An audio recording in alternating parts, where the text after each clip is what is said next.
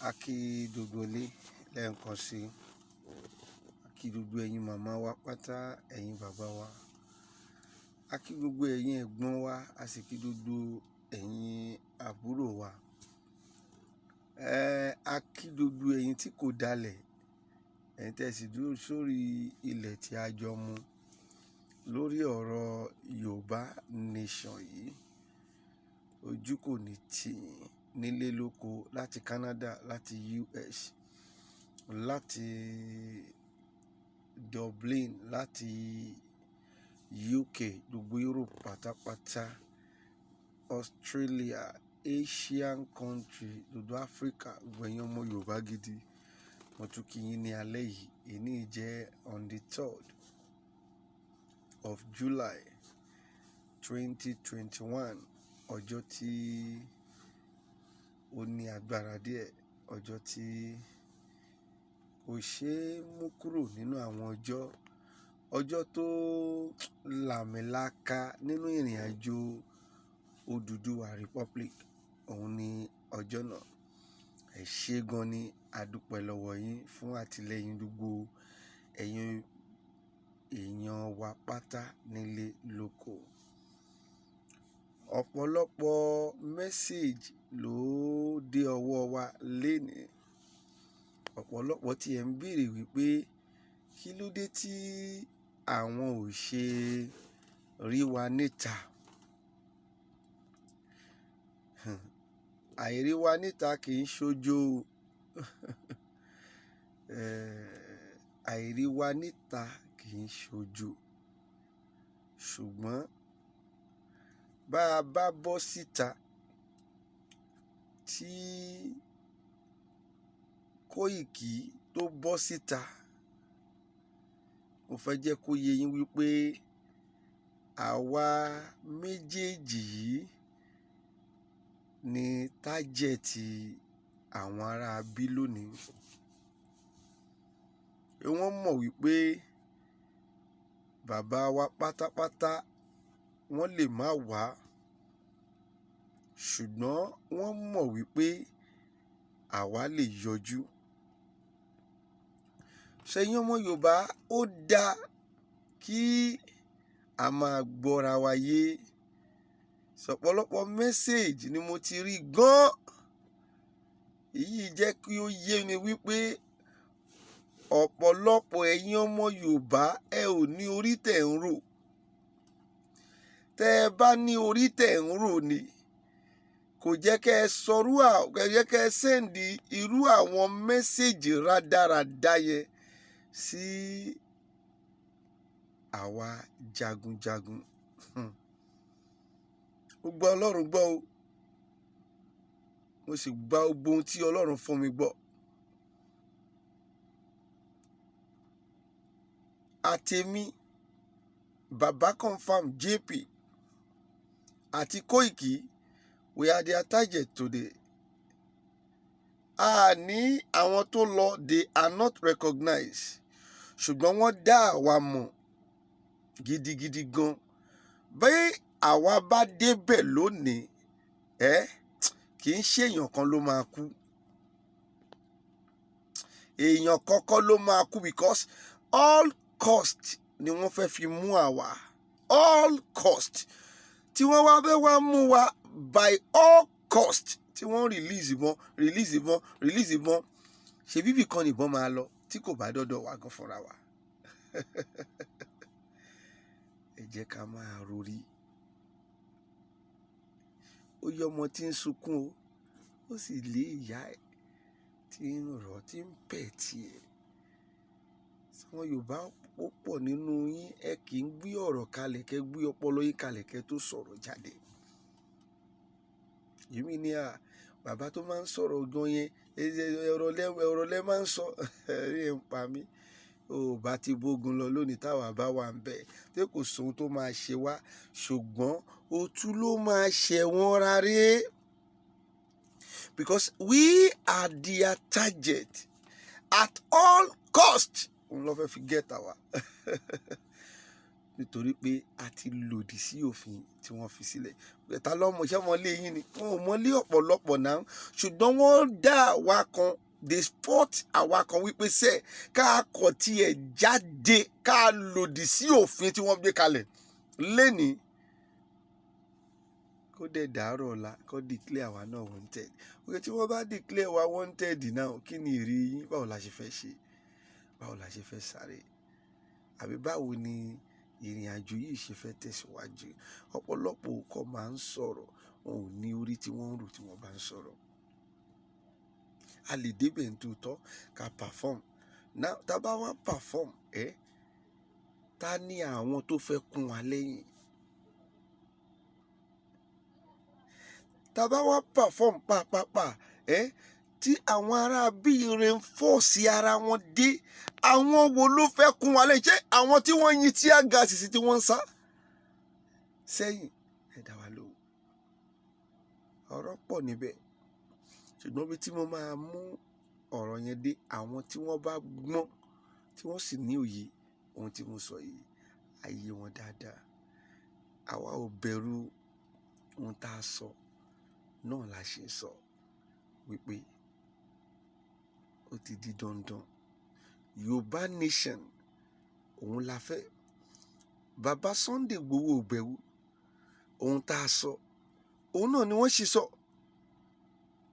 wípé Yorùbá nation òun náà la máa tẹ̀lé. A ò bá ìjọba jà, a ò bẹ́nikẹ́ni jà, a sì tún sọ fún yín pé ẹ̀tọ́ wa ni pé ká bọ́ta, ká lọ protest, ká lọ ṣe protest wípé ohun tí ìjọba ń ṣe fún wa kò dáa. Ẹ̀tọ́ wa ni, and it is everywhere. Every good country that love its citizens know that it is our right and their right to come out and say what you are doing, it is not good. Òun náà la wá ṣe àwọn abẹ́nikẹ́ni jà.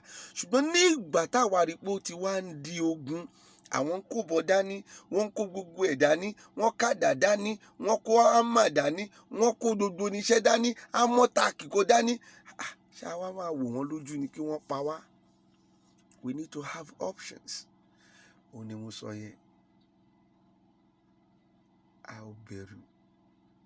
Ṣùgbọ́n tá a bá débẹ̀ nírú àyá ẹni, ó máa wà bloody. Because they just need us.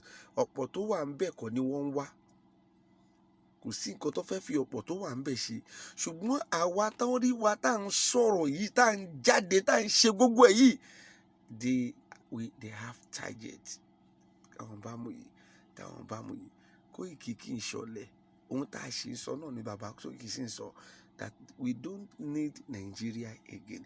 Let Nigeria come together to settle what is on the ground so that we can go in peace. Odumusu tí ó jẹ́ commissioner of police. Yorùbá ní tá a bá rán ni níṣẹ́ ẹrú, a máa fi tọmọ jẹ. Ẹ̀yin náà bímọ. Ẹ bímọ. Ẹ ní ẹbí. Ẹ ṣe ohun tí rẹ́kọ̀dù yín ò fi ní bàjẹ́ nínú ayé yìí, tí kò sì tún ní bàjẹ́ nínú ọ̀run.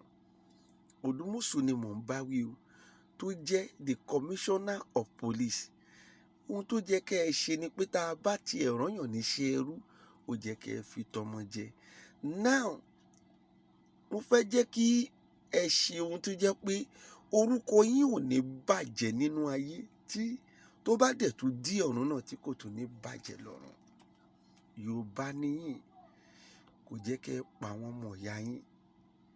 Ọmọ tó pa lénìí, ṣáwa la pa ni.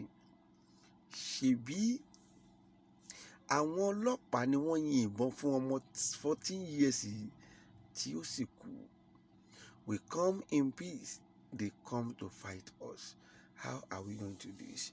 Èdè tí ó máa lead mi sínú ọ̀rọ̀ yìí ni pé gbogbo ohun tó ṣẹlẹ̀ lóde yìí pátá, òun ni Ọlọ́run ti ti ẹnu èmi tó jẹ́ ìránṣẹ́ Ọlọ́run láti sọ jáde. Ṣùgbọ́n ẹ ò gbọ́. Ẹ fẹ́ràn ohun ènìyàn ju ohun Ọlọ́run lọ. Olúwa sọ nínú one of my video, ó ní àkókò ti tó fún ẹ̀yin ọmọ Yorùbá kí ẹ lọ fi ọwọ́ sowọ́pọ̀ pẹ̀lú Biafra láti ja ogun tó wà nílẹ̀. Ẹ̀yin lérò pé kì í ṣe ogun, àní ogun ni. Do you think you can boycott what God have said? When he have said it, he have said it. Only the Lord will do someone today. The Lord will bless someone today. It may be you, it may be me, it may be someone by your side. Whatever he have said, he will never change it. Olúwa dẹ̀ sọ, ó ní àkókò ti tó kí Yorùbá kó lọ farapọ̀ mọ́ Biafra. Go and check all my video. I am a prophet of God. I am a spiritualist. I run spiritual church and I do spiritual work for people here and all over the world. I am not an agitator. But many people still insisting that I am agitator. I am not an agitator. I continue to say it. It is the vision God gave to me. That is why I am talking about Yoruba nations. God said, Nigeria will break. If we don't break it, something will break it one day.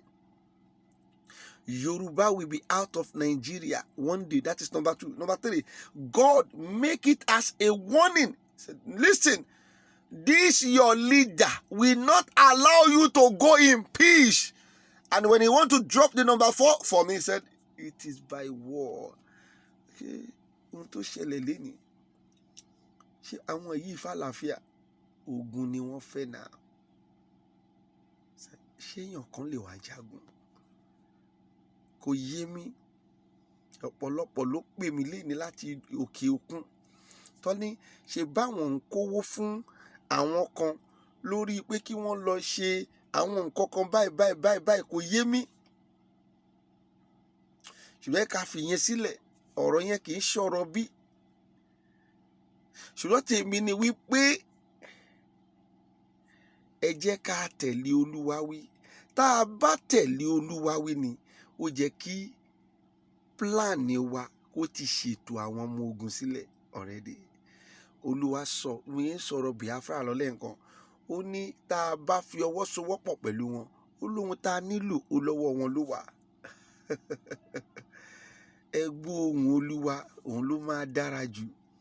I am not a natural person. Mo ti kọjá èèyàn lásán. Ìwọ ló kàn ń wò mí gẹ́gẹ́ bí ènìyàn lásán. Ohun tó Olúwa ń sọ lèmi sọ fún ẹ. Tó o bá dẹ̀ rí mi pé mo wá ṣogun, I don't think it is not the will of God. Many people think I am calling myself a prophet. Irú aṣọ wo la tún ṣò lẹ́yìn yìí? No. Ṣé gbogbo ohun tó rí yẹn, ewé tó ń jẹ́, egbò tó ń jẹ́, òun la fi ṣe. It was done by herbs and the root. And it is working. Even the police know that it is working. Don't deceive yourself. And all this was created by God Almighty, not by man.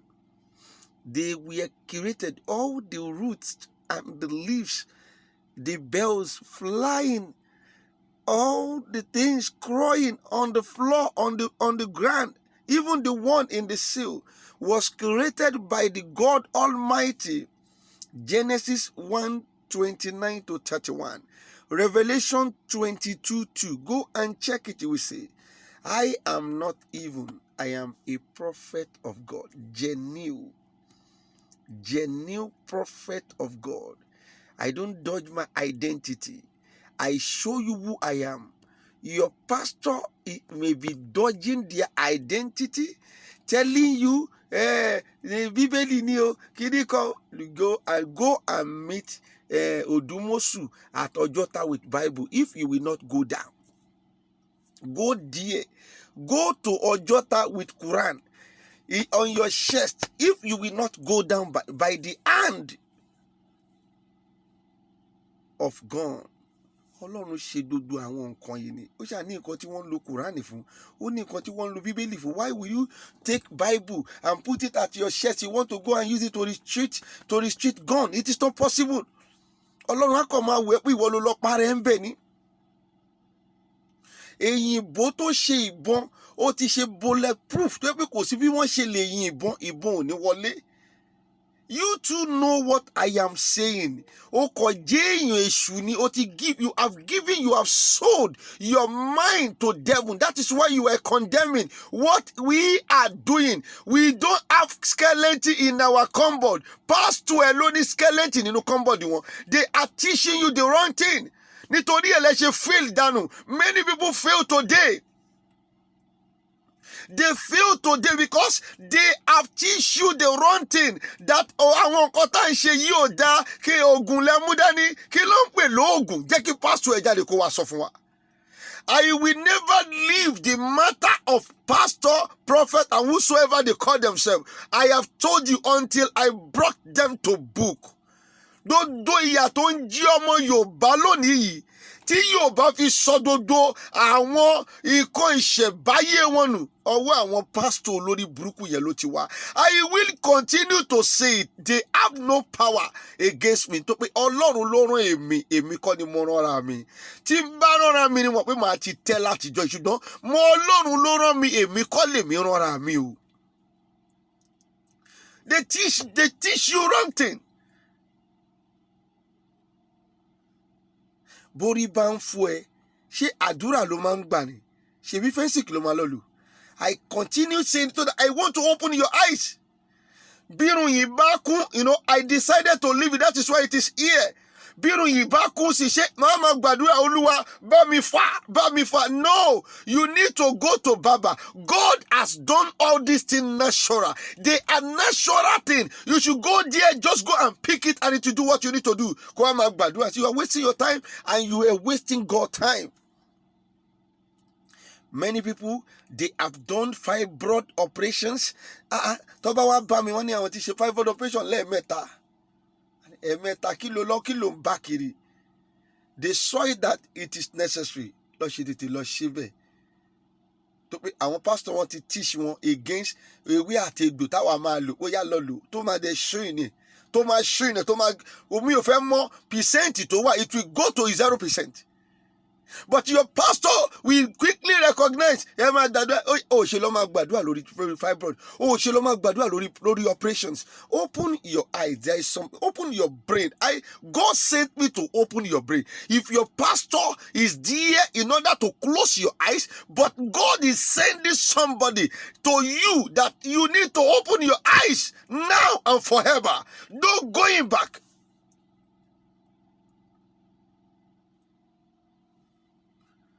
It is a necessity for you to go to your doctor in order to operate you. That is all, a necessity. Now, why don't you go and pray? Why don't you go and pray to God that God should do operation for you himself? It is not possible. You have to go to where people, our doctor láti lè ṣe fún ẹni. The same thing, these herbs, they are natural things for your health, edifications. They are natural things. China, gbogbo oògùn China tó ń lò, ṣé wo mọ̀ pé nínú kinní ni wọ́n ti kó jáde? Wàá máa ní o fẹ́ lọ ra kinní kan, o fẹ́ ra China, òun ló ń ṣiṣẹ́ jù. Lọ wò dáadáa, China ò fi ọwọ́ òsì júwe lé bàbá ẹ̀. Ibẹ̀ kọ́ là lọ, ṣùgbọ́n ihun tó mú mi yà síbẹ̀ ni wípé ọ̀pọ̀lọpọ̀ ohun tó ń jẹ wá níyà, ọwọ́ àwọn pásítọ̀ yìí ló ti ṣẹlẹ̀.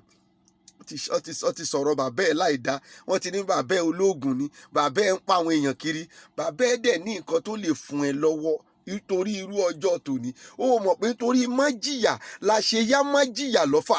Bàbá ẹ̀ ní ohun tó lè fún ẹ lọ́wọ́. Ẹ wá ọ̀pọ̀lọpọ̀ lọ́wọ́ ń pariwo, bàbá wòlíì, ṣé kò sí nǹkan tá a lè fi ṣe báyìí ni? Ṣé kò ẹ̀yin ò mọ̀ pé pásítọ̀ yìí ti bọ́lẹ̀ jẹ́? Àwọn pásítọ̀ yìí ti fi omi kó yín lọ́bẹ̀ jẹ. Then àwọn bàbá yín dẹ̀ ti dógun lọ. Báwo la ṣe fẹ́ ṣe? Àwọn bàbá yín ogun tẹ́yìn ò mọ̀ báwo a lè ṣe ni. Torí ẹ̀ ló ṣe 419 ni wọ́n ń ṣe fún yín kiri sí. 419 nǹkan tí wọn ò ní lọ́wọ́lọ́wọ́ láwọn ní. nínú Ògùn. Ògùn dẹ̀ wà lọ́wọ́ bàbá tiẹ̀ ní ìgbà yẹn. Ògùn wà lọ́wọ́ àwọn bàbá tiẹ̀ ní ìgbà yẹn. Ò farabalẹ̀ fún wọn. Àwọn pásítọ̀ sọ pé kò dáa, wọ́n ní kinní kan, àwọn bàbá ti gbógun lọ sí. So wá rí ìyà tá ń jẹ. Gbogbo ohun tó dẹ̀ rí yìí ló wà lọ́wọ́ Fúlàní. Fúlàní ní Ògùn bí wèrè. Bẹ́ẹ̀ náà ni wọ́n mú ànábì Muhammad sallallahu alaihi wasallam. Bẹ́ẹ̀ náà ni wọ́n kírun. Bí wọ́n ń pa èèyàn báyìí kí wọ́n tó pa tán, tí àkókò ìrun bá ti tó, wọ́n lọ kírun wọn ni. A lọ kírun wọn ni. Tó bá ń pa èèyàn lọ́wọ́, wọ́n ti máa pariwo lẹ́ẹ̀kọ́ pé ọ̀dẹ̀ ni ẹ́, ọmọ àlè Yorùbá ni ẹ́. Ìwọ tó ń gbọ́ mi, tó ti fi ọwọ́ òsì tó fi júwe ilé bàbá ẹ̀. Táwọn pásítọ̀ olórí burúkú yẹn wọ́n ń gbọ́ mi dáadáa. Àwọn ẹlẹ́sìn tí wọ́n máa jóná láyé, tí wọ́n mọ̀ tòótọ́, tí wọ́n máa jóná nínú ayé yìí, tí wọ́n tún máa padà jóná lọ́run, tí wọ́n ti fi gbà lọ́wọ́ yín. Wọ́n dẹ̀ ń ṣoògùn. Wàláì, wọ́n ń dọ́dọ̀ mi bí wèrè. Ṣùgbọ́n àwọn tó ń dọ́dọ̀ mi, we have taken them as our friend. And I know that they need to open up with their people. We won't bad open, forget about it. It is their own. But it is not for me to tell people outside that I want to do me. But I just want you to know the most disappointing area in this case, I want to ṣí ogun. Wọn ò dẹ̀ fẹ́ jẹ́ kẹ́ ṣí ogun. Kò yé mi. Ìtorí pé kójú yín má là, òun ni wọ́n ṣe ní pé kẹ́ ẹ má ṣí ogun. Listen to me. Ogun jẹ́ natural things tí Ọlọ́run dá tó lè treat anything. Wọ́n ní kó fara ẹ balẹ̀, kó lè rìnrìn àjò ẹ̀, kó lè gain ẹ̀ dáadáa. Nígbà ayé àwọn bàbá wa, ta ló gbọ́ pé wọ́n la ikùn rí? Ta ló gbọ́ pé ojú ń dùn èèyàn? Wọ́n wá padà lọ ní wọ́n lọ yọ ojú, wọ́n ń fọ ojú. Níbo ló ti rí? Ní ìgbà ìwáṣẹ̀, gbogbo ohun tí wọ́n lè lò, tí ò ń gbọ́ mi ló wà. Pásítọ̀ ẹ̀ ń run pákò. Béèrè lọ́wọ́ pásítọ̀ pé kí ló ń rùn yẹn? Ewé àtegbò kan ló ń rùn. Orí wọn ti yí. Orí ìwọ náà dẹ̀ ti dàrú. Ìwọ torí pé pásítọ̀ ẹ̀ ń run pákò tó dẹ̀ ń pray fún, tó dẹ̀ sọ pé má lo ewé àtegbò. Oh, the wicked daddy, what are you shrinking? Ibẹ̀ kọ́ ni mò ń lọ. Ẹ jọ̀ọ́, mo bẹ̀ yín, gbogbo ẹ̀yin ọmọ Yorùbá pátá, ẹ tètè, gbogbo ẹ̀yin tẹ́ wà nídìí ọ̀rọ̀ Yorùbá, tẹ́ wà lókè òkun, we need to have a plan B. Mo ń sọ tèmi fún yín. We need to have a plan B. Oyè mi, ẹ jẹ́ ká sọ̀rọ̀ lábẹ́ aṣọ, ká mọ bí tá ń lọ. A ò bá gọ́ọ̀mẹ̀ntì jà. We are not an enemy to the government, but in quarter one Sunday we for we to go we don't see that our relationship with them, it is okay. Let us go as Oduduwa Republic. Let IPOB, which is Biafra, go. Let them go on their own way, and let them to go on their way. Is it by force? Wọ́n tún wá lanu, wọ́n tún sọ wípé gbèsè tó wà ńlẹ̀ tá a bá pín ta ló máa san. Let me explain to them. Gbèsè wo ló wà ńlẹ̀ táwa mọ̀ ń pa ẹ̀?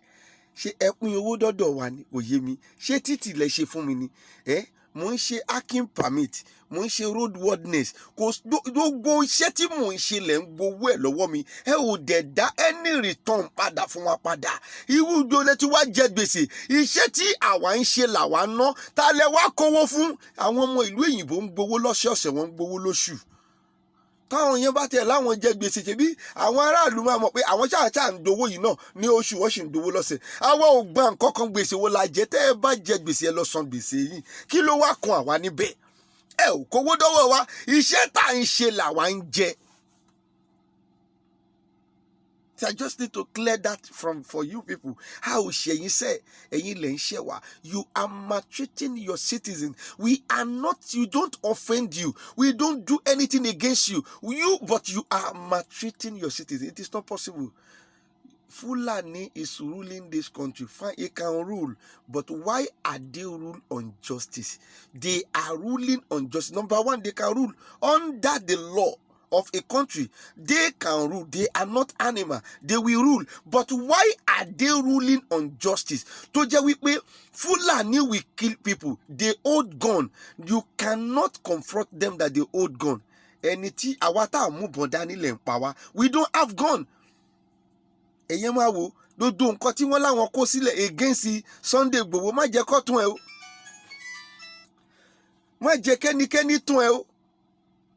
Ewé òsùnkò bí ewé bá sunko wọ́n á mú bàbá lọ́jọ́ yẹn o, ṣùgbọ́n ewé ò sunko, má jẹ́ kí wọ́n tún ẹ̀. Don't let tó tún mọ́ sọ nípa ọ̀rọ̀ Yorùbá nìyẹn. Ọ̀pọ̀lọpọ̀ ń pè mí pé báwo ni bàbá ṣe bẹ́ẹ̀ yẹn, báwo ló ṣe bẹ́ẹ̀ yẹn, tó wọnú ilé wọn bẹ́ẹ̀ yẹn. No, I am talking about battalion. Tí battalion bá wá, jẹ́ sọ fún ẹ, níbi táwọn èèyàn 5 wà, báwo la ṣe fẹ́ ṣe? Kò sí bá a ṣe fẹ́ ṣe. Tó yẹ la ṣe sọ wípé we need to have a plan B. A máa sọ lábẹ́ aṣọ. Ọ̀rọ̀ mi nìkan àgbà. Ẹ̀yin tó yeye, mo mọ̀ pé tó bá tàkókò, ẹ̀pẹ́ tó jẹ́ kẹ́ ẹ pè. Àmọ́ bí tá à ń lọ. Àwọn tẹ́ lọ ń kó owó lé lọ́wọ́, tó lọ ń fowó yín lọ enrich ara wọn yẹn, tó ń fowó yín lọ ṣe fàájì, tó lọ ra mọ́tò, tó lọ ń kọ́lé. Ìgbà tí irú èní yìí dé, ìgbà tó mú bàbá, ṣé gbogbo wọn ló jẹ́ kí wọ́n padà jáde? Níbo làwọn ọmọ ogun wà? Níbo lọmọ ogun wà? Don't waste your time and don't waste your money. You get me? Ẹ má kówó fáwọn tí kò jẹ́ kẹ́ ẹ kówó fún, because you can't entrust them with that money. Àwọn ló fi ń enrich ara wọn, ló fi ń ṣe fàájì. Ojú òní tí yìí wo ọ̀rọ̀ ń bẹ níkan àpá. Bẹ́ẹ̀ ni ìyẹn màmá wa, ẹ ṣí àì, ẹ jẹ́ ó débi tó jẹ́ kó dé. I don't sin against anybody. Ohun tó ṣẹlẹ̀ lónìí, ọgbọ́n la fi ṣe ń gbọ́ mi. Ojú òní tí yìí. Just share the video, share it to where it's supposed to be. Continue with that faith in the spirit of Yoruba nations. Every youth continue.